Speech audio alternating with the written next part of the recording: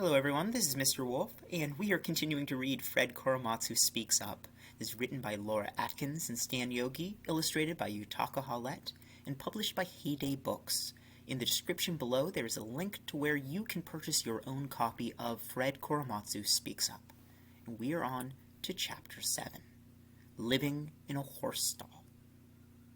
Tanforan. Just weeks ago, a racetrack where horses galloped. Now a prison camp for humans. Barbed wire surrounds the entrance. Men with guns stand guard. The smell of horse manure punches Fred in the face. Government workers fingerprint him and examine him for diseases. He left jail only to become a prisoner again. Fred is taken to a room stinking of horses. Dirt floor, holes in the walls, gap under the door, one bare light bulb, an iron cot for a bed. A horse stall. Fred lies down. This was made for horses, not for human beings, he thinks. Jail was a lot better than this. Then his brother Hai knocks on the door. Mom and Pa want to see you. You better come along. Fred finds his family on the other side of the racetrack, in a room just as cramped. They have covered the cracks with newspapers and hung blankets to create walls, as homey as they can make it. Fred's family knows that he was arrested and that he plans to fight the government for imprisoning Japanese Americans. But they do not feel proud of him. His father is disgusted. "Dumbbell," he says. "Why did you do such a thing?" Fred sees the shame hovering around his mother. She doesn't want to leave their room, afraid of what others will say about what Fred is doing. But his parents still insist that he move in with them. Once again, Fred feels like an outsider, even as they all cram together in the tiny room. There is a meeting of young men at Tanforan to discuss if they think Fred should continue to fight against his imprisonment.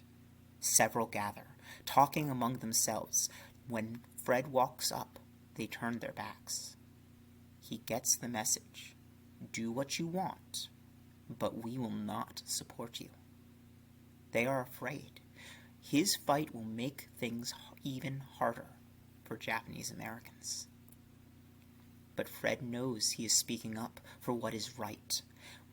Then Ida writes to Fred, saying she can't visit him, and later that she can't even write to him anymore. She worries that it will get her into trouble. So Fred stops reaching out to Ida. He doesn't want to hurt her. He lets go of his dreams of their future together, and he never sees her again.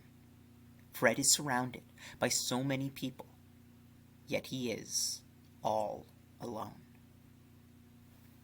I'm going to bring us back because there is a picture and a caption that read, "Nearly 8,000 Japanese Americans lived in the horse stalls and other buildings at Tanforan."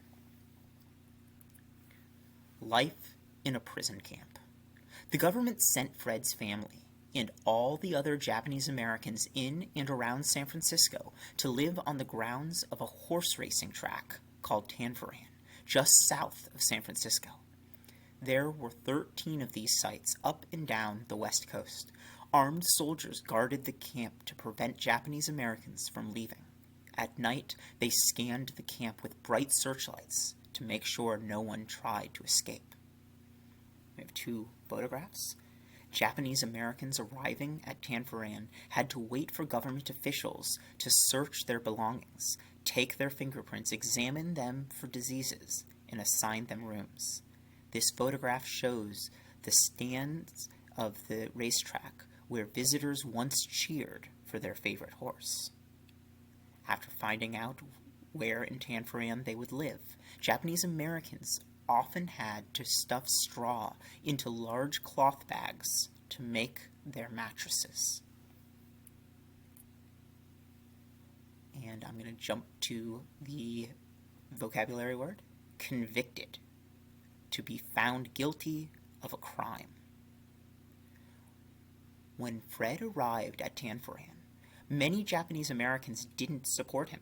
He had been in jail, so some considered Fred to be a criminal.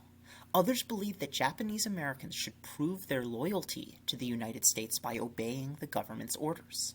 Some thought Fred's fight against the government made him seem disloyal.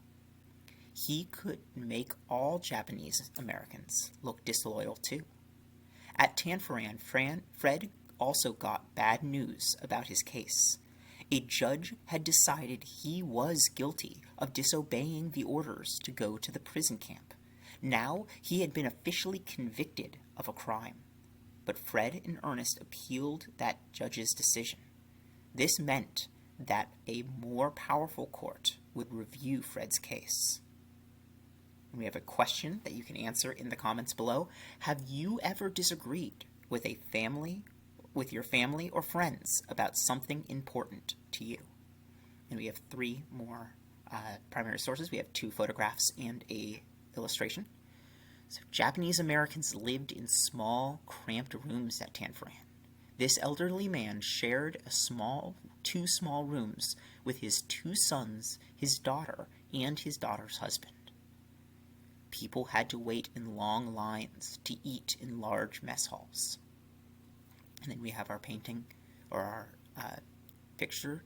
Nisei artist Mine Okubo drew pictures of her experiences in Tanforan. In this drawing, she shows how people had to use shared bathrooms. There was very little privacy. And finally, we have our timeline, all of which is taking place in 1942. April 28th, Tanforan is converted from a racetrack into a temporary prison camp. June, Fred is imprisoned at Tanforan. September 8th, a judge rules that Fred disobeyed the law. Fred's lawyer appeals. So that is the end of Chapter 7. Please head down to the link in the description for where you can purchase your own copy of Fred Korematsu Speaks Up. But for now, thank you so much for reading along.